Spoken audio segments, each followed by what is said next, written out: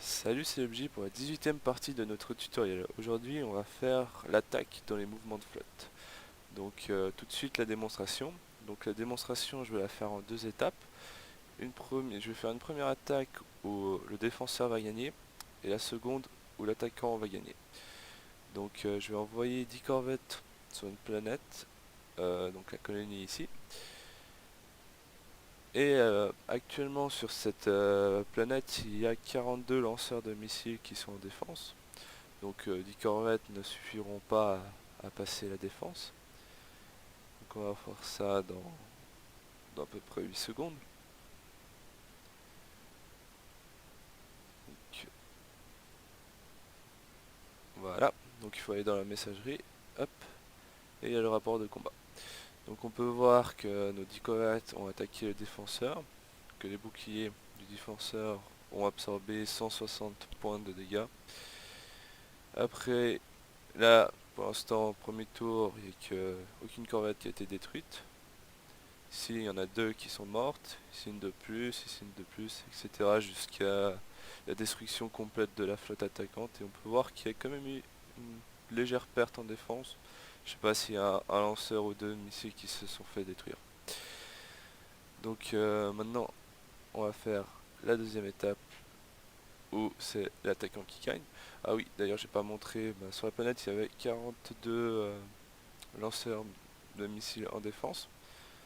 Ah bah maintenant il y en a plus que 40, donc il y en a deux qui se sont fait détruire. Donc je vais lancer une seconde attaque où on va mettre 200 chasseurs légers. Donc là on est sûr de passer la défense et de détruire complètement la planète. Alors, 2 secondes. Bah en attendant, je voulais juste vous préciser que maintenant dans la description des vidéos, les noms des différents fichiers modifiés seront disponibles, comme ça vous pouvez plus facilement mettre à jour votre projet. Et c'était une idée qui a été donnée par un abonné, je trouve que c'était une bonne idée, et du coup on peut le remercier pour ça. Alors, normalement ça devrait être bon. Alors là vous pouvez voir qu'elle retourne ma flotte. Bon, sur les 200, il y en a 10 qui se sont fait détruites. Bon, ça va, c'est plutôt pas mal. Et là on peut voir le rapport de combat, donc on peut voir que l'attaquant a gagné. Première attaque, on en a perdu une. Après on en a perdu quelques-unes après, donc à peu près une dizaine. Alors, on peut voir que le système de combat, j'ai recopié celui actuellement qui a été mis en place par Game. Bon, pas exactement le même, mais en gros, chaque vaisseau va choisir aléatoirement une cible, va l'attaquer en fonction des boucliers. Donc d'abord, les dégâts seront portés sur les boucliers. Si il n'y a plus de boucliers, ce sera directement sur les points de structure. Et les points de structure, c'est par rapport au point de structure maximum et au point de structure restant, il y a un pourcentage qui se fait entre les deux. Et si le pourcentage est... on tire le nombre qui est moins élevé, alors le vaisseau est détruit. Bon, ça je vous montrerai plus en détail juste après dans le code. D'ailleurs, on va y aller tout de suite. Ah oui, je veux aussi vous montrer que maintenant sur la planète, il n'y a plus aucune défense. Tout a été annihilé. Donc c'est parti pour le code. Donc c'est la fonction attaque que j'ai rajoutée. Donc dans cette fonction ici on récupère la planète qu'on attaque. Les différents mouvements, donc ça j'ai dû créer un type de tableau qui se prêtait bien pour, euh, pour le système de combat. Donc je récupère la flotte avec différentes unités. Là j'ai créé une nouvelle fonction pour les unités sur la planète qui permet de les récupérer tous en même temps parce que l'ancienne fonction permettait juste de récupérer un seul type d'unité. Et moi j'avais besoin de tous les types d'unités. Du coup j'ai modifié le fichier shipyard entity. Donc ici il y a une fonction qui est assez intéressante qui permet de justement créer ce tableau. Donc dans ce tableau, ce qu'on veut, c'est que au lieu d'avoir un nombre car actuellement dans la base de données il s'est stocké le nom, enfin l'ID de l'unité et le nombre d'unités par rapport à cet ID. Il me fallait un système où dans mon tableau chaque vaisseau soit traité indépendant. Du coup, si j'ai 8 vaisseaux, je dois avoir 8 cases dans mon tableau. Donc cette petite critère permet de faire ça pour les défenseurs et l'attaquant. Donc ici on peut voir que je mets aussi, je sauvegarde le maximum des points de structure et le maximum de puissance des boucliers pour pouvoir les garder directement données et pas refaire des requêtes plus tard. Donc c'est parti pour la suite. Donc ici c'est la boucle qui est importante. Tant qu'il reste des attaquants et des défenseurs, on continue le combat. Ça c'est ce qui permet de mettre à jour les dégâts totaux et l'absorption des boucliers dans le rapport qu'on a vu juste avant ici. Donc c'est ces données là. Donc ici on a notre fonction fight qui est la principale pour le combat, et cette fonction permet justement de calculer les dégâts par rapport au point de coque. Du coup je vais vous la montrer aussi. Donc on peut voir qu'il y a l'attaquant et le défenseur. Ici je choisis aléatoirement la cible que mon vaisseau va attaquer parmi les défenseurs. On rajoute les dommages totaux pour le rapport de combat. Ici on calcule le bouclier. Donc si on a un bouclier, donc on fait la valeur d'attaque moins la puissance du bouclier pour savoir s'il va y avoir des dégâts sur les points de structure.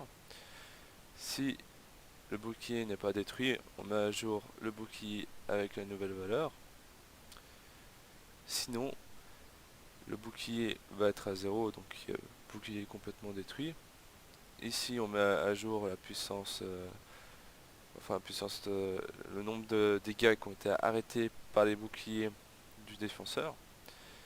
Et ici, tout simplement, on fait le calcul pour rajouter les dégâts. Donc, vu que ça, ce sera un nombre forcément négatif, s'il passe cette étape, j'ai fait un plus égal pour directement faire une soustraction sur les points de structure. Donc ça, c'est ce qui permet ensuite de calculer si le vaisseau est détruit ou pas. Donc on appelle cette fonction pour l'attaquant contre le défenseur et inversement le défenseur contre l'attaquant. Ensuite ici c'est pareil, c'est les damages et les boucliers qui sont mis à jour. Qu'on verra que c'est un peu le même principe que j'ai utilisé pour le message que dans l'espionnage. Et ici on a notre fonction death qui permet de savoir si notre vaisseau va mourir ou pas. Donc comme je vous l'ai expliqué avant, je fais un pourcentage. Donc dans mon pourcentage je prends les points de structure max. Enfin je fais point de structure d'abord fois 100 divisé par max de points de structure, ce qui va me donner un nombre entre 0 et 100. Ensuite je calcule aléatoirement la probabilité que le vaisseau se fasse détruire lors de ce tour ou pas. Si la probabilité est plus grande que le pourcentage, alors j'enlève dans mon tableau le vaisseau concerné. Sinon, je recharge son bouclier parce qu'à chaque tour les boucliers sont rechargés.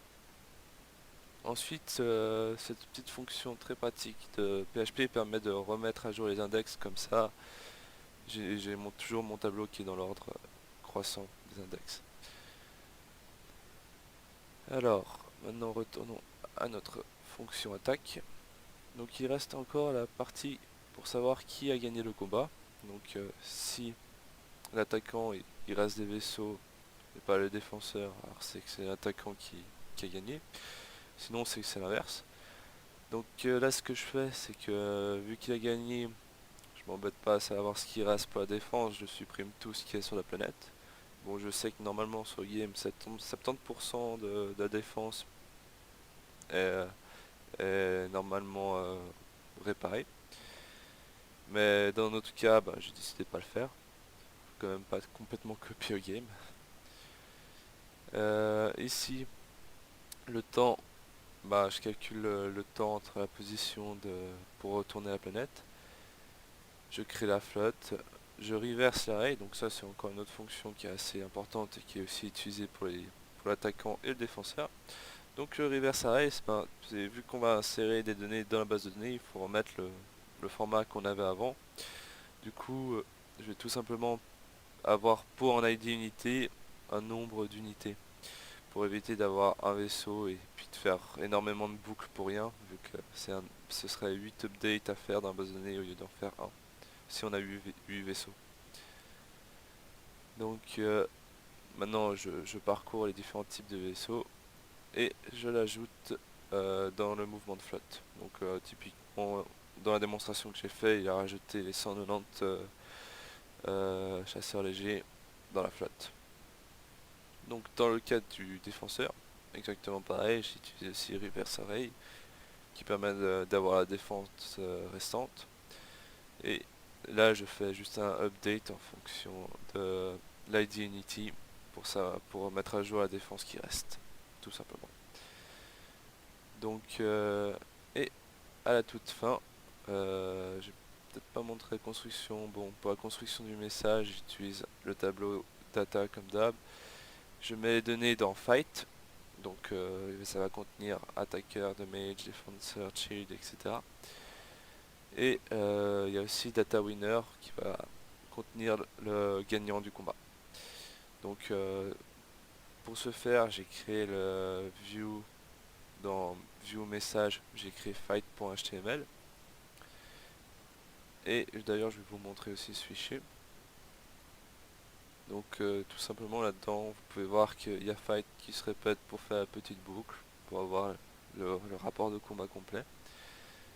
Et on voit qu'il y a nos données qu'on a mis avant dedans.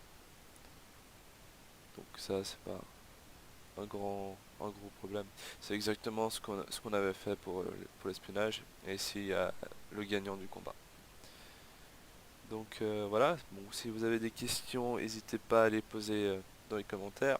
Et on se retrouve pour la prochaine fois pour faire la vidéo de transport. Une vidéo où je vais devoir un peu modifier la base de données car à la base j'avais pas prévu les transports. Du coup je vais quand même ajouter cette fonctionnalité car je trouve que c'est assez important dans ce type de jeu. Donc je vous souhaite une bonne fin de journée et à la prochaine.